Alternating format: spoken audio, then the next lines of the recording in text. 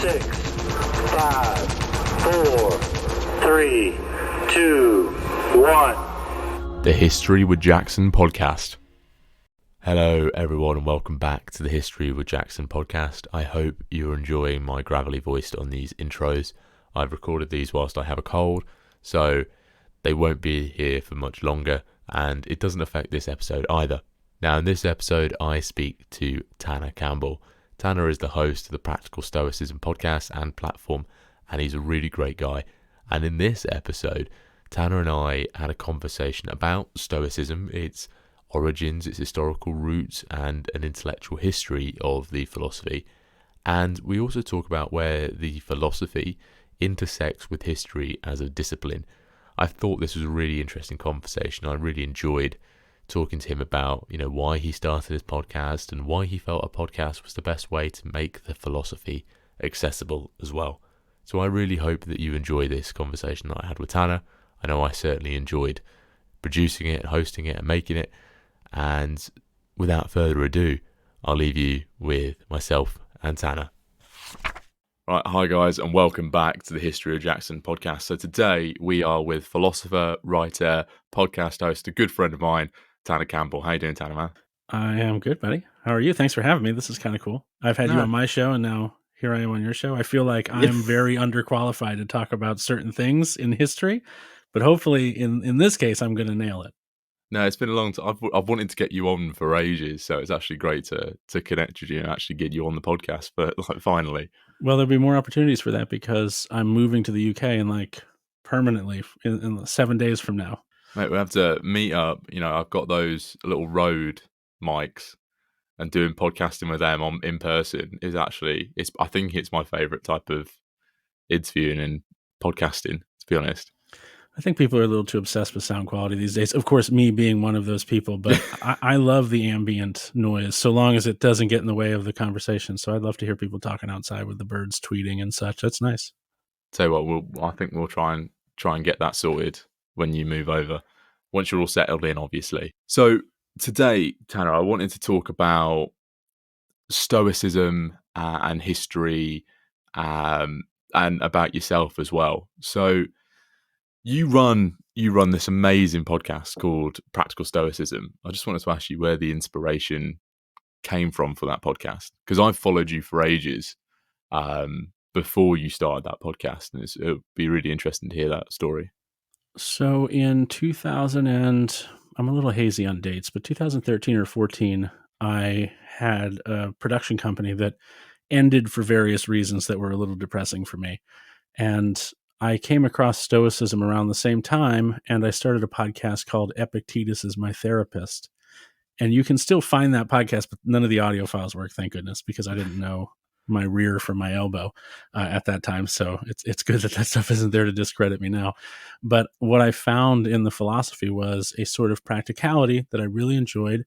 And I used that podcast as, you could say, like therapy of a kind. It was my introduction to Stoicism, and it allowed me to just kind of work through some issues from the quote unquote, or what I thought was at the time, again, I was much younger, the Stoic perspective. And I did that for, I don't know, probably 6 months or so. And then I thought, okay, I've gotten something out of this. This was never intended to be anything more than a kind of therapy for myself.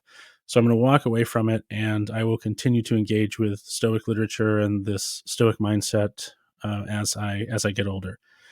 The thing is that over the years that followed that, I was a pretty piss poor excuse for a Stoic practitioner, or what I now know is called a prakopton, somebody who is on the path to virtue, so to speak, to a virtuous character. And this culminated, as a lot of things did for a lot of people, during COVID, because I owned a production studio in Maine at that time. And COVID forced me out of that world, because it's kind of hard to put people in a recording studio when everyone needs to be, X amount of feet apart, or you're in some violation of a statute or something, and you're getting fined. So my studio, I saw the writing on the wall and decided, okay, I'm not going to go bankrupt here. I'm just going to shut the thing down and admit defeat rather than being proud and marching unwillingly towards a bankrupted end or something. So I did that. And in the fallout of that, I also, at the same time, the house we were renting, the owner decided they were going to sell the house. So not only had I just closed my business, but now I was going to have to relocate to another home. And that same week, and I'm not kidding, Jackson, all of this happened within a span of 14 days. That same week, because I had gotten behind on so many things through the pandemic, my car got repossessed like the day before I got enough money to pay for the back payments on the vehicle. So it was a terrible time. And we relocate to my partner at the time. We're not partners anymore, but at the time we were. And we moved to Denver, Colorado, and we set up shop there. And I keep doing what you mostly know me for, consulting in the media space for podcasters to grow their audiences and to monetize in various ways. And I kind of limped along. But what I noticed in January of last year, so a little over a year ago now, I guess a year and a half, I had drifted so far from being in any capacity in control of anything to do with my emotions, anything to do with being careful about what I was thinking and whether or not those things were true, and if I was assenting to what are referred to in Stoicism as untrue impressions or inaccurate impressions. And because I was doing that, if I was just kind of creating this reality for myself that was mostly due to my poor judgment about my situation instead of any real value judgment of where I was, I wasn't empowered. I was depressed. I mean, like it was a really bad state for me in January of last year. And I thought, I remember that Stoicism podcast I did, and gosh, that was really helpful at the time. And I kind of feel like that again. And so I thought, I'm doing all these other podcasts and working with all these other podcast clients, and maybe it's time I do a podcast just for me. Maybe I'll do another therapy podcast. And that was Practical Stoicism, because I thought, if I'm going to approach this, I need to approach it practically, because that was the thing that I really enjoyed about Stoicism when I had been introduced to it all those years ago. And quite by accident, probably because of the way I presented myself as a student, which I still consider myself to be, even though people now call me an American philosopher of Stoicism, which is a trip and a half. Because I presented myself as a student, I think that people were really interested in hearing how I was going through this and how I was studying and how I was learning and how I was improving myself in a way that was not in alignment with what other creators, not all other creators, but many, and especially popular creators in Stoicism, usually use Stoicism for, which is like this, what we jokingly refer to as broicism, or capital or $S, Silicon Valley Stoicism, where it's all about motivation and ignoring your emotions, and you've got to be a wolf instead of a sheep, that kind of nonsense. And I think I was one of, not the only, but one of very few people who were talking about Stoicism as a podcaster in a serious sense. So people latched onto it. And by, March, I had thousands of listeners a day. And then by June, I had like 300,000 listeners a month. And I was like, oh, this is an accident. But now that this happy accident has happened, people are starting to pay attention, especially ad networks and things like that. And I wound up signing in October of last year with a network called Glassbox, and philosophy and Stoicism became my full-time job. Now, the minute that happened, I thought, okay, I'm very much in this capacity being trusted by nearly 500,000 people. And, I've really given this a very honest effort, and I study pretty hard. But if I've become now a resource for people to go to learn this stuff, I have got to be more, I've got to put a full-time effort into learning it, because before it was therapy. And it accidentally got popular, and I wasn't at all spending 40 hours a week on learning or establishing better Stoic practices or studying the text. And now it was my full-time job. So now I should be. And around that time, I met who is now my co-host, Kai Whiting, who's also a professor of, he's an engineer and professor of sustainability and also of Stoicism at the University of Louvain in Belgium. He took me on as a mentor, and we kind of hit it off as a friendship. And then through that mentorship and through me learning more and more, we just kind of became fast friends. And he's now a regular fixture on the podcast. So he and I discuss Stoicism in what we consider to be a traditionalist way, the way the ancient Greeks or ancient Romans would. And we try to help young people, young males in particular, although around 15% of our audience is female. We try to help young people realize the importance of developing good characters, because that's really what we feel the purpose of life is. And we're one of the only Yeah. podcasts doing that. Yeah, I mean, I'm on the Discord community that you've built for that podcast and that community, and seeing the way that you're all interacting with each other and enforcing Stoic practices within the community is really nice to see that you're all working together. And I see a lot of parallels with the way I came into podcasting and the way I came into doing what I do with the way that you do. I felt, feeling quite lost at a point, during the pandemic and not knowing what I wanted to do and staying in touch with academia. That's how this came about. And it's very similar, to how you came into it. And even though I knew you from Good Morning Podcasters, which is how I've learned a lot of what I do. But some people might, listening to this conversation, might not know what Stoicism is. So could you just break it down as to? I know we've touched on a few points in it, but just explain what Stoicism is then. So Stoicism is an ancient Greek philosophy founded by Zeno of Citium in 300 BCE, roughly. That's kind of the accepted date. He was a Phoenician, and he was shipwrecked, and he didn't know what to do after being shipwrecked. There's a lot to this story, but you can YouTube it. It's a fairly well-known story. And he goes to the Oracle of Delphi, and the Oracle of Delphi says, well, you got to make some changes. She offers this really famous advice: take on the pallor of the dead, or take on the color of the dead, which for whatever reason, Zeno took to mean I need to read the old dead philosophers. And so he does that, and he meets Crates the cynic in a bookshop quite serendipitously. It's a very meet-cute moment for Zeno and Crates. And that leads to him studying as a cynic, and then parting quite dramatically, from what I understand, from the cynic school to found his own school around, again, 300 BCE. And the whole purpose of Stoicism, as according to the ancient Stoics, is the attainment of virtue, which to the ancient Stoics is considered to be a certain kind of knowledge. Specifically, it's the knowledge of how to live excellently or well. It's the knowledge of how to live appropriately, or a good life, the right way.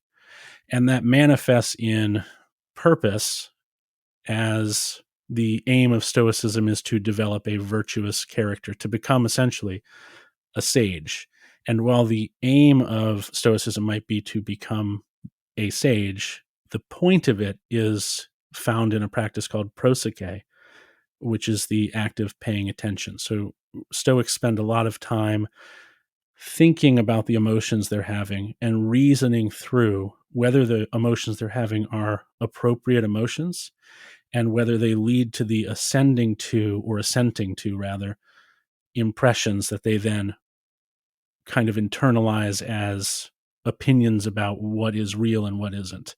And so Stoics are often misconstrued as these kind of emotionless people, but really that couldn't be further from the truth. We spend a lot of time examining our thoughts, emotions, and attitudes, because we also believe that the only things that anyone is able to choose, sometimes that's translated as able to control, things which are within our control and which are not. I like to say things that we have the power to choose and things we do not have the power to choose. That the only things that we have the power to choose are our own actions, our own attitudes, our own thoughts, and to some extent our own emotions. So there's a difference between, for example, proto-emotions, like somebody jumps out from behind a dark corner and scares you and you jump. That's not because you're not stoic. It's because you didn't have the opportunity to notice the emotion and kind of, let's say, analyze it and decide whether or not it was an appropriate emotion. So some emotions we have control over, but not all. It's quite an interesting way of thinking and looking at your life, and trying to be prepared for things in a way, by being able to think through and analyze. Now, you mentioned it's come about in 350 BCE. I'm quite interested. 300. Oh, 300. Sorry, 300. Do you want to retake it? It's okay. I'm trying. I want to look at how Stoicism intersects with history, because this is a period where I don't know an awful lot about. I'm trying to learn more about myself, um, and it's these philosophers of these periods are incredibly influential, and it'd be interesting to know what your thoughts on how they intersect. Well, I will be the first to admit that I am no historian. Yeah, In fact, a great historian of Stoicism is a man named Donald Robertson, specifically as Stoicism relates to Emperor Marcus Aurelius, who is perhaps the most, certainly, perhaps only slightly arguably, the most powerful Stoic that ever existed. Donald Robertson knows a lot about him, and in fact is in the process of writing a book, I think, about the history of Stoicism that I think is coming out through Oxford University Press soon. I'm on your podcast plugging someone else's book, but yeah, it's worth checking out.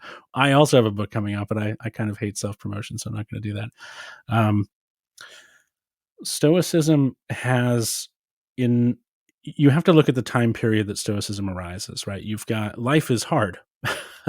And yeah, it's probably very useful to people to have this philosophy that lends itself to practical thinking and having a practical outlook on this terrible, disastrous reality that probably surrounds you unless you are part of the economic elite or the leadership class, or you're in the Senate or something like that in ancient Rome, or if you're in the leadership class in ancient Greece. So I think one of the reasons that it gains popularity to the extent that it becomes the philosophy of what are referred to, one of Marcus Aurelius, one of what are referred to as the last five good emperors.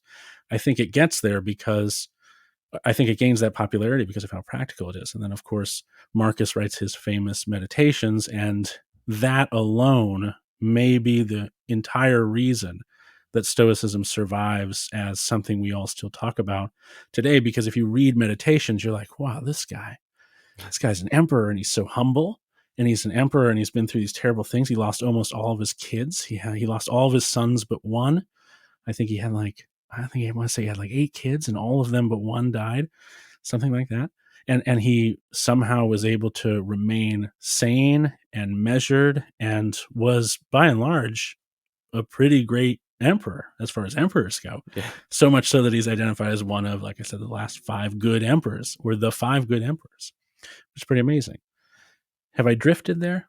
No, it's completely fine. No, it's I think it's a good point to bring, actually, looking at its influence across history as well. Because when you look at Rome, and I've had several conversations with Dr. Simon Elliott on the podcast about Rome, and you look at the emperors, and there was so many terrible emperors who were just horrible people, and their influence on society and their influence on history actually is led to them being usually the ones that we remember, and sometimes we idolize because of their party-like status. They held parties like this, like so big that so many people came to, and they drank vats and vats of wine, or they're remembered because they had such a short reign, or they killed so many people. And it's interesting to see how that legacy from Greece and its inspiration for certain emperors has led to them being remembered as one of those 5 great emperors. Well, what I really like about Stoicism, and I like a lot of things about it. It's my entire life at the moment. uh, it's that what a powerful thing to think that, to believe that the only good, and the Stoics did say that virtue was the only good, not the highest or one of, that the only good is a virtuous character. Virtue is the only good, and so a virtuous character is good. Imagine how that changes the way you interact with and decide anything. If your number one goal, your only goal, is to become a good, capital G, as in virtuous person, all of a sudden, when presented with a life-threatening situation, it doesn't become about, well, will I survive if I do this action, or will I die? It becomes about, what is the appropriate thing to do? What is the thing I should do in this situation based on my roles, based on my ability that would be the good, the virtuous, or the thing approaching virtue thing to do. Imagine having an emperor like that. That's what you have in Marcus Aurelius. Imagine having a citizenry like that or a soldiery like that. Zeno actually wrote a republic in the same way that there's a Plato's republic, there's a Zeno's republic. We only have very few fragments of it, but Zeno's republic is that all of the leadership are sages, and there are no laws. It's almost like it's kind of like not chaos, but oh gosh, what do they call the it's almost anarchism in the sense that there are no laws, there are no rules, there are just things that happen and people reasoning through them with virtue at the center of that reasoning in real time, which is of course probably not a very practical, right? These utopias, these republics never seem to emerge, but it's a very nice idea that our focus isn't, let's see how much money we can make, or let's see how many, I don't know, how many kids we can raise, or let's see any other goal, how many businesses I can make. Instead, it's how can I, based on my resources and my capacity, how can I be a virtuous person? And that's your lifelong aim and goal. And I don't know another virtue-centric philosophy that does that, other than perhaps, ironically, cynicism, but cynicism doesn't have the social component. Stoics thought that we were part of a cosmopolis or world city, and so we had a responsibility to society, whereas the cynics believed virtue was the only good, but they didn't have that. They didn't have that concern for participating in society. They might have said, virtue can be had by yourself living in a pot over here in the street, as Diogenes did. So I think the powerful thing, and perhaps the thing that people really latch onto when they get past that Broicism bit of Stoicism, is the realization that, wow, this is all about developing a good character. And I said before that there's not another virtue-centric philosophy that really says that, because the only other virtue-centric philosophies that I can think of off the top of my head are usually religions. And religion cares about virtue to its credit, but it cares about it for a very interesting reason. Yeah. Right? The Stoics care about virtue because, well, it's a little bit complicated, but there is a God in Stoicism. It's just not the same God that you might find in an Abrahamic religion or Buddhism. There's no afterlife, no things like that. In fact, the God of Stoicism is not supernatural. It is, in fact, the universe itself. So this might freak some of your listeners out. This might sound a little bit weird. But the Stoics viewed the universe as a type of animal. Now, that's the part that people might, if I don't finish this sentence, people will think that that's weird. But essentially what they're saying is that there are zebras. Those are a kind of animal. And there are giraffes. Those are a kind of animals. And for some reason, I have a predilection for African animals, I guess. So I'll just say there are also polar bears, and that's a kind of animal.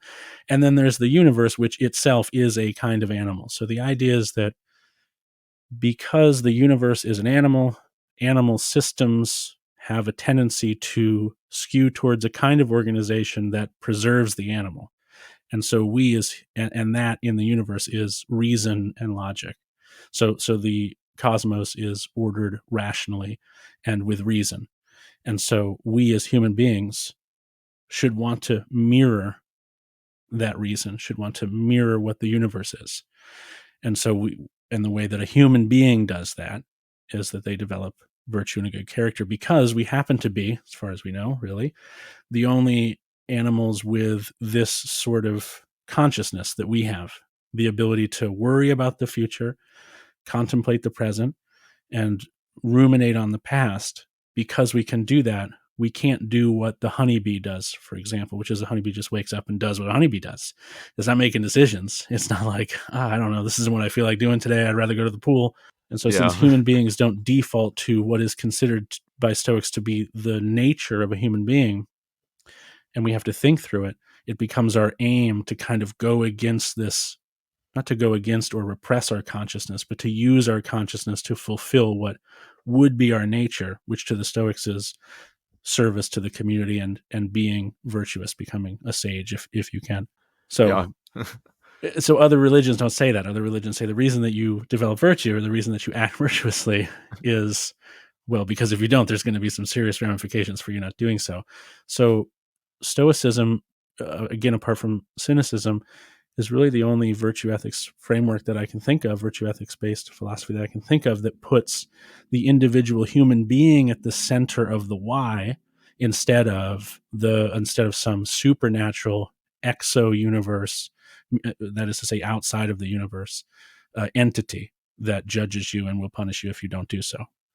I find it really interesting how this philosophy and this idea has emerged out of a region which is, there's quite a lot of conflict going off in that region throughout that time. The region is also quite disjointed. There's a lot of confusion about who's ruling which areas. It's also another time period where a lot of ideas about tyranny and autocracy, and the ideas of how people should rule as well, through Stoicism there as well. But with democracy, it's the same place where a lot of these ideas are coming from, and it's interesting how Stoicism is part of that same area of the world. Well, there's actually a theory. I don't know how many people hold this theory to be reasonable, but I tend to agree with it, that the reason that we have Plato's Republic survived and Zeno's Republic didn't is that the thing which followed Rome, which was by and large Western theology, right, was mostly Catholicism, Christianity, and such, that they didn't really know what to do with the idea that there should be no rules, and that nature was the universe, and the universe was the God, and there were no forms of eternal punishment and such. And so we leaned away from that, and there's this huge gap basically between Marcus Aurelius and I don't know, like the early 1900s, when people start to rediscover these things. And I think really in the 1970s in particular, where we don't really have any Stoic writing. We have some people who were critics of Stoicism, like Cicero wouldn't have called himself a Stoic, I don't believe, and was pretty critical. There's also Plutarch was pretty critical. So it's actually true that a lot of the things we know about Stoicism come down to us in the writings of people who criticize them. And in thankfully, in the time periods that they criticized them, like being accurate in your criticisms was incredibly important. So you had to be very well informed. Cicero had to be very well informed. Plutarch had to be very well informed. Diogenes Laertius, who wrote the Life and Times of Famous Philosophers or something, I think that's the name of the work, had to really know what this thing was that they were criticizing or documenting. And, we have Marcus, we have Seneca, we have Epictetus, we have some fragments of a Roman named Musonius Rufus. We have fragments of Zeno's Republic. We have very few works of Chrysippus. I don't know who's a Greek, that's same as Zeno. And I don't, well, again, Zeno was a Phoenician, but lived in Greece. We'll call him Greek for the sake of this conversation. And we have very little, if any, work, I think, from Cleanthes. And those latter three men were scholarchs of the Stoic school. So you basically have Greek Stoicism gets ported, I don't know necessarily through Musonius Rufus, but I think he's a big part of that, gets ported from Athenian, what might be considered Zenonian Stoicism in its most original form. It gets ported into Rome, and of course Rome is very different than Greece in a few ways, and you probably understand those ways more than I do. And so it takes on this it begins to focus more on aspects of like control. So Epictetus is somebody who writes about what we now call, but what he didn't refer to as, the dichotomy of control, which is probably a term that you've heard before, the idea that there are things we control and things that we don't. And that inside of Roman culture gains a lot of popularity. And one could say that if Rome didn't exist, Stoicism may never have made it out of Athens, and we may still not know it. It may have never made it out of Greece, and we'd know nothing about it. So I'm not trying to detract from the value of those Roman philosophers, but it definitely changed some of the focus when it came over to Rome. And I think that focus has changed again as we pick things up in the mid 1900s.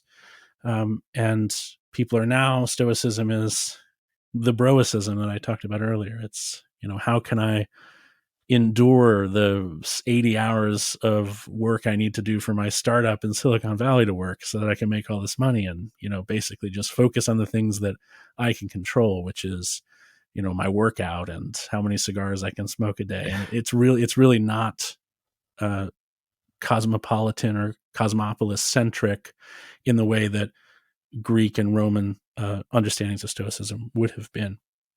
That was a really interesting intellectual history there, the evolution of it as well. Because I think the porting, I think the word that you're using there is probably the nicest word. The porting of a lot of As Greek, opposed to the bastardization. yeah, I think some people would say that, yes. yeah. The Romans have a lot to answer for in terms of that respect, but I think in the way that they ported a lot of cultural values and a lot of religious aspects out of Greece into their own culture, was very interesting because there's a lot of adaptations made to suit their culture best and to suit their own goals as well. I think there's a really nice evolutionary track there of witnessing how it's evolved, and yet again into how it's evolved today. So we've kind of touched on the relevancy of Stoicism today. So I kind of want to move on to this next question, where we're kind of sensing that sometimes history and philosophy are becoming increasingly I mean, you've spoken about this a couple of times before. They're becoming increasingly inaccessible to people. You know, you can. I've said it to you multiple times, and I've sent you a picture of a journal before where you open the first page and you just don't understand what they're going on about. Why have you chosen a podcast and books as your way of trying to make Stoicism accessible?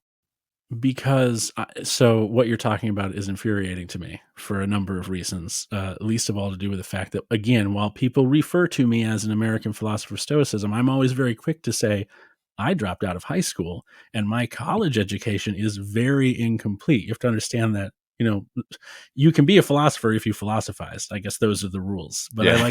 I like to point out that I don't have a PhD. So when I read these books and have studied for I've read so many books that I open the first page and I'm like, oh my God, okay. This is written like it's meant to be published for academics in the field to read. And I understand why that's the case, right? You're an academic. You need funding to do research because research is your life. That's what you want to do. And you have to pay the piper, and the piper is the academic publishers and journals, and they sell your book for $100. I mean, Margaret Graver probably wrote the best book on Stoicism and emotions, which is in fact its title, and it's 300-page, 10-point font, denser than, I don't know, New York cheesecake. And it is a treasure trove of insight into exactly what the title of the book is, Stoicism and Emotion. And very few people who are interested in Stoicism that I know have read that book or would open that book and spend more than 10 minutes figuring out that, okay, this book is not a book that I'm going to read. And so you go and you try to get an audiobook because that makes it a little bit more accessible. But guess what? That book and most books at that level are not turned into audiobooks. And so they become these really daunting, almost like tasks that you have to get through. And everybody's like, okay, well, I don't want to get into Stoicism if it's going to be that deep. So instead, I'll consume it from places like Ryan Holiday, or I'll consume it from places like Tim Ferriss. And they may have very fantastically deep understandings of Stoicism, but their content suggests that what they're trying to do is, to some extent, especially this is the case with Ryan Holiday, make a living off of the not as deep surface level stuff, because they know, as you've just pointed out, or at least hinted at, they know that if they go deep, nobody's going to really listen because that's boring. Your episode where we talked about Russian and Chinese history separately, in regards to current goings on in the world, remains one of the most popular episodes featuring an interview on my podcast. People love it. They constantly ask when you're coming back. You've been mentioned in a few reviews. One person was quite angry about that interview because, of course, they were. But I think there's this perception in media, and this is me putting on my media consultant hat, that no one has time, and so they won't listen. And so the only way you can teach is in this increasingly diluted, vapid approach to teaching, right? Oh, we've got to fit it in a 10-second TikTok or nobody's going to listen. Okay, well, I think 10-second TikToks have maybe something valuable that they can teach us, so long as you're not trying to cram a year's worth of discussion into a 10-second TikTok, because you cannot do that. And so I started this podcast for therapy, but as it started to get more serious and as people started to trust its content, and I realized I had the responsibility I mentioned earlier, I was like, I have to do more than just a meditation on Saturday and an interpretation that goes deeper than I think any other podcast that focuses on Marcus Aurelius's meditations exclusively. At least it did at the time. I have to do more than that. So now I do meditations on Monday. I do Seneca's letters on Tuesday. I do a kind of open discussion on Wednesday. And on Fridays, we do listener mailbag so that we can really get into the weeds of one of my favorite questions that gets asked all the time is, I'd like to be a Stoic, but I really like pornography. Are these two things compatible? And, we get to have those conversations. And I think that, again, there's this perception in media and content creation that you have to be shallow or short, at least. It doesn't necessarily have to be shallow, but it has to be short or nobody's going to listen. And I think that what that has created is a market of people who are just so tired of really minimal educations in pretty much everything, and they're looking for deeper content. One of the reasons I think that Joe Rogan is successful, and I know a lot of people maybe have just rolled their eyes when I've said that name, it's not necessarily because his content is right or wrong or even good. In some cases, it's because he has conversations no one else is willing to have. And I think there's a really big interest in that. And people like you and I could be leveraging that by having, maybe not, I don't want to put a crown on my head here and say that this conversation is particularly deep or enlightening, but that you and I are in positions to have to host those kinds of conversations and be maybe better than Joe Rogan, right? Probably not as well paid, but at least as deep and ask those questions. Like we have a workshop coming up that if anybody's interested in, you can go to actualstoicism.com. We do a workshop every month, minimum $1 donation to attend these. So they're really accessible. And we're doing this on Stoicism and sex and sexuality.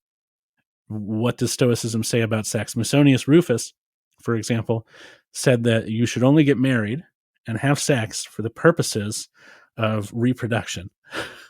So is that what Stoicism, by and large, says about sex? Let's talk about that. And what does it say about pornography? And what does it say about having more than one partner? And does it say anything? And how do these things reflect on our character? So I think I saw the opportunity eventually. I saw the responsibility to the people that I was reaching, but then I also saw the opportunity to do something that really was only happening within a very small circle of Stoic conferences, like Stoicon, for example. And I think maybe 100 or 200 people might show up to that in a year. It's not like a huge conference. And then there are private Facebook groups that might have tens of thousands of people in it, but they're private Facebook groups, and this stuff is not happening in the public sphere. And I thought, okay, I've got 300,000, 400,000, 500,000 people listening to this show. Let's make what is now at least the most reviewed Stoicism podcast that has ever existed, and potentially the most listened to on a regular basis Stoicism podcast that exists. Let's make the default Stoic conversations be more colorful, be more like examining, okay, yeah, we get it. You're really tough if you're a Stoic. Right? You're like a judge or whatever. You're really boring and lame, and you have no emotions. We understand that that's what you think Stoicism is. So let us show you why that's wrong, and let us then deepen your understanding so that you can figure out one of two things. One, holy crap, Stoicism is way cooler, way more useful, and way more important to the overall health of our shared planet in many ways. Or Stoicism is actually kind of lame now that I really have a full understanding of it, and I don't want anything to do with it. And I'm going to go find the thing that's really for me, because either one of those things is a good thing to figure out. Because watered down half Stoicism or quarter Stoicism is not, sure, it's helpful to be resilient, but that's not actually the point of Stoicism. Resiliency is a side effect of developing a virtuous character.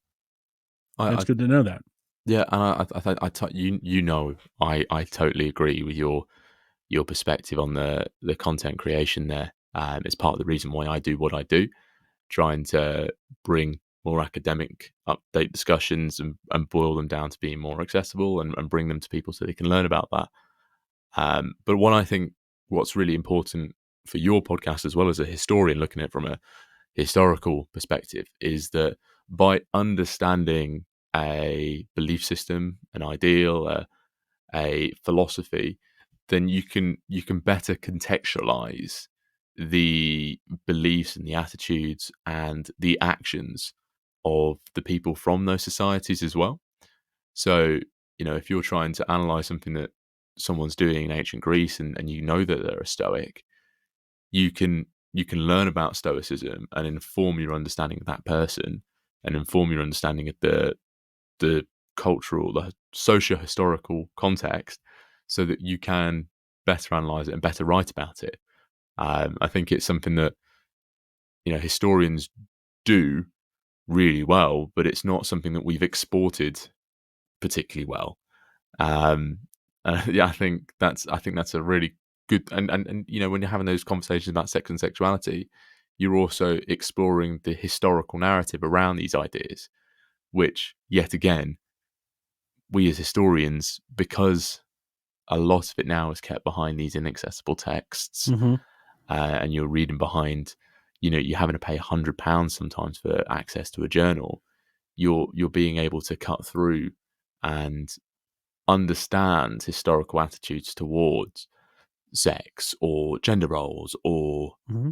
government, which I think is a really interesting aspect Which a of really looking at. interesting thing about Musonius Rufus, actually, while he was a prude in some ways, he was also probably the most women's not women's rights, because it would not have been a concept in ancient Rome, but he was very like women should participate in things too, which seems at odds with that very prudish view Yeah, of sex.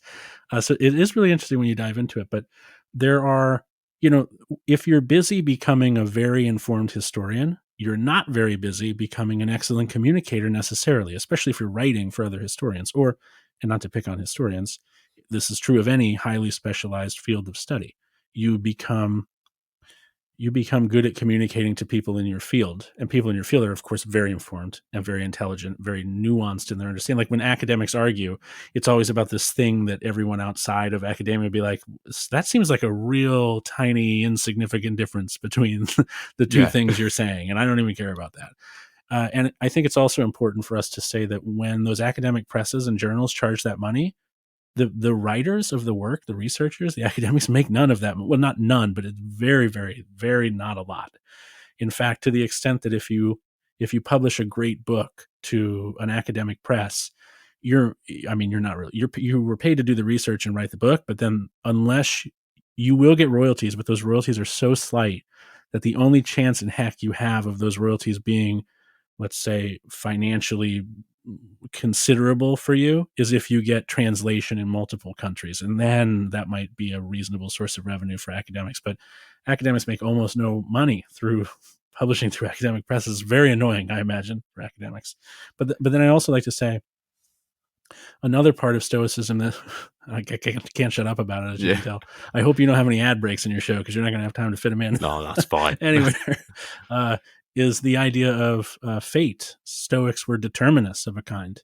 And I think that has led some people who have this very casual interest in Stoicism, and they're like, oh, let's learn a little bit about Stoicism today. And they're like, oh, they believe in this idea of fate where everything is predetermined.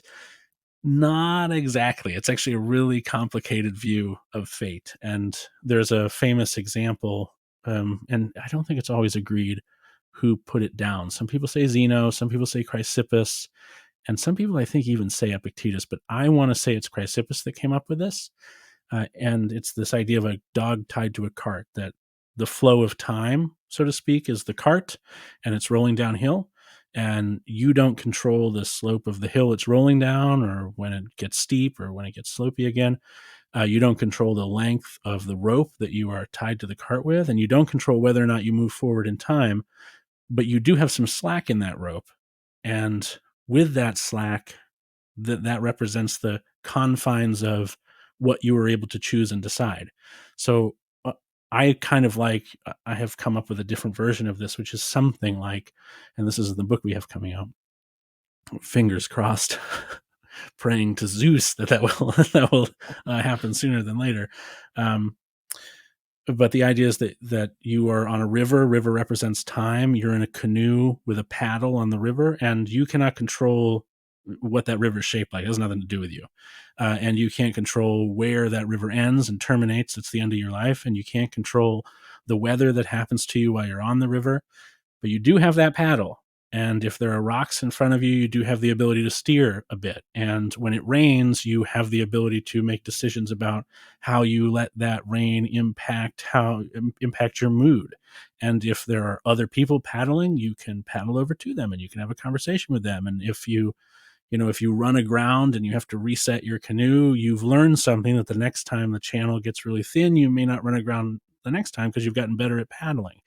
So that paddle and the slack in that rope represents the limitations of your ability to choose. Now that's tied to this kind of idea of soft determinism. And Stoicism is very weird because some people will say that there is no free will, and I'm not one of those people. I argue that if there's any amount of free will in the equation, then the answer is you have free will. Even if it's limited, if free will exists, then you have it. And so the Stoic idea is that everything that happens to you does have somewhat ancient, not to coin a History Channel television show name, but does have ancient origins in that everything that happens leads to everything else in one way or another, whether it's a large impact or not, right? We had dinosaurs, then we had a meteor, and then we didn't have any dinosaurs anymore. And there being no dinosaurs is the result of there being a meteor. And the position of the Earth is the result of somehow the Big Bang. And the meteor's position is also the result of that. So there's this loose connection through time of cause and effect. Everything is connected in that sense. But human beings, because we have this really weird version of consciousness where we can ruminate and we can fortune tell and we can reason, we are like these little organic decision-making machines. So everything leads up to us having a thought. And while it's in our brain, we have control over what we're thinking. But then the second we make the decision and take the action, so I'm thinking about whether or not I should kick a can down the street. I have full, complete freedom of will to decide to kick that can. But the moment I kick the can, that's it. Now it's back to fate, and I have no control whatsoever because the can will roll one way or the other. And some of that has to do with how hard I kicked it, but some of it has to do with whether the wind's blowing. And some of it has to do with the pitch of the hill that is rolling down. Some of it has to do with the kind of shoe that I was wearing, right? So it's this really complex idea of fate, but the Stoics were determinists. But there's a little bit of free will in Stoicism, and I think academics really hate when I say that, but that's how I feel about it. I think that ties in really nicely with history, where one small event can lead to massive events happening in the future. If say, this is a really rudimental one, but if Henry VII's son, Prince Arthur, hadn't have died, would we have had Henry VIII? Would we have had the Stuarts? Would we have had the Republic era of Oliver Cromwell? And if Henry VII's wife wasn't drunk that night, she would not have tolerated having sex with Henry, and he would have never been born, right? Like, it's all this. It's very, it's all strung together in a really crazy, weird, wonderful, weird way. And I think that's a nice point, Tanner, to now move to the fun question that I do for all our guests on the podcast. So you have started this other Instagram account, which I absolutely love, which is your Tanner's Trips Instagram. So you travel a lot. You've been going to a load of places recently. What has been the 3 best places that you've visited and experienced? Ooh, okay. So the first one is the first time I ever traveled out of America, and it was back in 2011, because I'm pretty sure the Haiti earthquake was in 2010. And I went the following December to install water filtration devices to try to combat what at that point had grown into a cholera epidemic. I don't know the rules. And that trip was life-changing because, I knew that there were places in the world, like I had an idea of what Haiti was, what condition it was in. And when I got there, I was absolutely right about that condition. But there was something about seeing it, and importantly, meeting the people who, I think in that trip, there were two events in particular where we went to a small seaside village called, I want to say it was called Persine, and it was all this tin-sided ramshackle housing and, you know, a slum in every sense of the word. The dirtiest you could imagine it, double it. It was terrible. But there were happy kids with a bubble machine. I don't know who gave them the bubble machine, but they were so happy, and people were going about their lives in a way that suggested they were grateful for their lives. And at that point, I don't remember how old I was. I was born in 83, so you could do the math. So hopefully somebody can do the math. I had not been introduced to Stoicism at the time, and I remember just thinking, like, how in the world, how could you possibly be like, this is terrible. You're in a terrible situation and you're playing with this bubble machine. This is insane. The parents are happy, kids are smiling, everybody's having a good time. This doesn't make any sense. And then there was another moment where I visited a family where the father had to walk like some ungodly number of miles, 8, 9, 10 miles a day to get to work. And then they'd work for 10 hours and then they would walk back. It was the only form of transportation they had. And they lived in a concrete block, basically, that had, the roof had been either never finished or destroyed, or they couldn't afford to finish it. Haiti, especially in the South, of course, is very impoverished. That's an understatement of the year. It is incredibly poor. And there's a lot of Chinese aid and U.S. aid tarps and tents that you can see pretty much everywhere, especially following the earthquake. And this house with no roof has a blue tarp over it, a U.S. aid tarp, I think. And I don't know if you've ever been under plastic, but it's like an oven. And, you know, Haiti is in the Caribbean, so it's hot. It's very hot. And these people are, you know, just getting dehydrated because of the sun, and then they're drinking water, which is infected with cholera, which dehydrates them further, and which gives them diarrhea, which dehydrates them further. So then they have to drink more water, which is like this terribly vicious cycle. And I remember, again, the kids were happy and the parents were hopeful. And when I left and I was in the back of I don't know, like a Pathfinder or something on the way back, and I'm talking to one of our guides, DJ, and I'm like, so this is like the worst, right? And he turns and he looks at me and he's like, oh my gosh, no, this is like way better than it was last year. Things are really looking up. And I was like, what the, it blew my mind that people in such dire straits could be so positive. It really blew my mind. So that trip is probably, it sounds odd to say that Haiti after an earthquake was one of the best places I ever went, but for that reason, one of the best places I ever went. And then, you know, the rest of my travel is fairly recent. I didn't go anywhere else until less than a year ago when I went to the UK for 2 months. And I visited London and Newcastle and Aberdeen and some other places in Scotland and some other places in the UK. And I think what happened, and if you have a lot of American listeners, Scott, they're going to hate me for saying this, but I think what happened is that my understanding of Stoicism and focus on the cosmopolis and on virtue coincided with this realization that America is very me-centric. My freedoms, my rights, my possessions, me. And the UK, while I'm sure some of that happens, I was only there for 2 months, right? I'm not saying that doesn't exist at all in the UK. I'm not letting you off that easy. But there was this default position did not exist in the UK, and the default position in the UK seemed to be more like focused on quote unquote the greater good.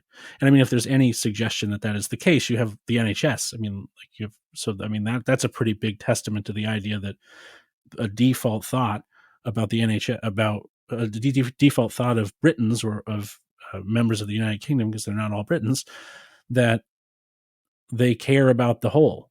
And I just feel like that is so absent in America that, in fact, it's the reason that I'm moving to the UK. That realization is that I can no longer square American society and existence with what is now become the only important thing to me, which is the development of a virtuous character, which requires me to care about other people for the sake of the development of virtuous character, which sometimes makes Stoicism, you could say, so Stoicism is selfish. yes, Stoicism is about developing virtue, but because you're being selfish about developing virtue, the side effect is that you must think about things in a way that is reflective of a virtuous character. Because if I say, oh, my neighbor's hungry or ill, and that's his problem, well, what does that reflect of my character? Something that's not good. And does a sage have a not good character? No. So I have to care about my neighbor if they're hungry and I have anything to do about it, or if they're ill. So I think that'd be my second answer. Did you ask for a third? Yeah. Yeah, even though those are two very profound Okay. experiences. Let's say a third. I'm in right now. I've visited my dad in North Carolina, and I will tell you that I didn't realize, even though I spent 20 some odd years in Florida, which is technically the South, but I think it's a different kind of South than the Carolinas are. That it was recently 4th of July, and everything has been closed for a week, and there are no sidewalks in North Carolina. It seems like I'm walking around cities and I just hit grass patches, and it's not a very walkable area. And I think I've realized that, man, America doesn't really value, it seems like, walkability very much either, which is something that the UK really seems to value a lot more. Like, Yeah. my average steps in the UK were like 12,000 steps a day, 20,000 steps a day when I was in London. And here I'm trying really hard for them to be like 8 or 10,000, Yeah. but it's like I run out of sidewalk. There's nowhere to go. So, this sounds a little bit like America bashing, and I guess maybe that's just the mood I'm in, because it's 90 degrees and the humidity is 90% and there's no breeze and there's nothing to do. And so I'm feeling a bit ornery, but I don't know. I think that my travels have led me to believe that I am part of the cosmopolis and not part of just one in particular country, because that's where I was born, or that's what other people think I should be. And I think that's probably the biggest benefit of traveling. In fact, Kai and I just talked about this on a recent episode of the podcast, where the number one way to act more stoically, perhaps, or to put yourself in a mindset where you are practicing proseke, which is the art of paying attention to our thoughts, attitudes, and actions, is to travel. Because if you travel, you are necessarily put into contact with people you would have never been put into contact with if you hadn't traveled, and that provides you with more information. The more information you have, the more adequately and effectively you can think about your thoughts, actions, and attitudes. You become a more well-informed, well-rounded person, and that ultimately serves the Stoic trying to develop a good character, in my opinion. Sorry, America. I love you for other reasons, just not for these. Yeah, I think they're three really, really profound experiences, and they're really interesting to hear about as well. And yeah, you better get used to walking, because everything is within walking distance here. So I'll tell you what, I went to Durham like my second week there, and Durham is extremely hilly, for one, and the train station at the top of the hill, which I thought was amazing when I arrived, because I'm like, oh, look at the view. Durham's so pretty. Look at these castles. And then I walked down the hill, walked around Durham for like 6 hours, and then realized I had to walk back up a very steep hill yeah, to get back to the train station. And I was not happy about that. Although here's the one criticism I have of the UK so far. There's very little accessibility in the UK, physical accessibility. If you're somebody with a wheelchair in particular, it's probably hellacious. And that's only because everything is so old that there's a historical value to a lot of buildings. And so the argument of, well, let's put in a wheelchair lift becomes a very difficult argument to have if, in order to do so, you have to knock down a 3,000-year-old wall, right? yeah, That was, part of a Pict colony or something. Like, it's pretty but that's really the only thing I noticed where I was like, America's got the UK beat on this. yeah. We we don't have the room to be building. Having gone to the US quite a bit, to be building these massive ramps that you guys have going like three Right. back and forths. We do have like 40 foot of ramp to the Yeah. entrance, so that's true. We do. Yeah. So yeah, I think that's going to be a good. I think they're three good experiences. That's what I meant. So obviously, people have enjoyed listening to you, Tanner, and me talking about history and Stoicism together. And I think we've definitely experienced and highlighted there's a massive overlap between the two, and just as disciplines, there's a massive intersection. So if people want to find you online and listen to your podcast, where can they go? And I know you're going to say not all major podcast sites. Right. If all if all your American listeners want to send me hate mail, they can I'll provide that. Sure. Tanner@nosages.com. You can email me if you have any questions about Stoicism or if you want to get angry with me. There you go. That's my personal business email. They're one and the same. But if you're looking to connect with me on social, I have recently made the decision. Actually, I really thought Elon's acquisition of Twitter would sort itself out after enough time. So I stuck on there. I even paid for a verified badge. I was trying to be a good sport.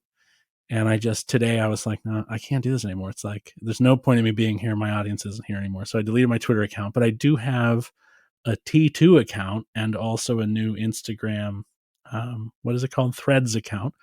So you can find me on T2 by going to t2.social. You can find me under Tanner. I've been there early enough to get that. And you can follow me on Instagram or Instagram threads at Tanner Thinks.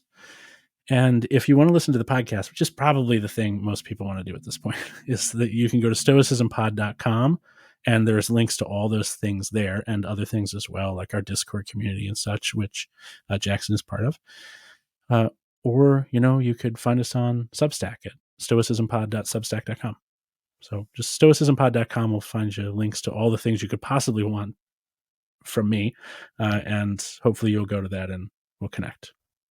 And I certainly recommend listening to Tanner's podcast and joining that Discord community because they're a great place to be and everyone's really supportive. So, and the podcast is incredibly informative as well. So I definitely recommend listening and getting involved because I know you're going to like it. And if you have enjoyed listening to this episode with myself and Tanner, please consider supporting myself by subscribing to History of Jackson Plus on Apple Podcasts. Well, thank you very much for coming on, Tanner. Thank you. And everybody subscribe to him. Subscribe to Jackson. Jackson puts a lot of work into this and he deserves your financial support. If you can afford it, don't mooch. If you can afford it, give him a few dollars. He's earned it.